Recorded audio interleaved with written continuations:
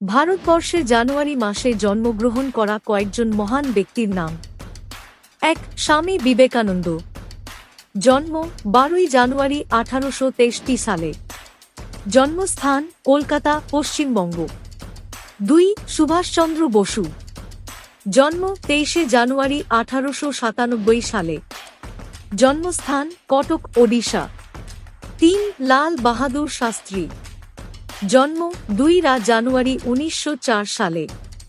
জন্মস্থান মুঘলসরাই, বর্তমান দীনদয়াল উপাধ্যায় নগর, উত্তরপ্রদেশ। ৪. জগদীশচন্দ্র বসু। জন্ম ২৮শে জানুয়ারি ১৮৫৮ সালে। জন্মস্থান বিক্রমপুর, তৎকালীন পূর্ববঙ্গ, বর্তমান মুন্সিগঞ্জ, বাংলাদেশ। ৫. হরপ্রসাদ শাস্ত্রী। জন্ম ৬ জানুয়ারি ১৮৫৩ সালে।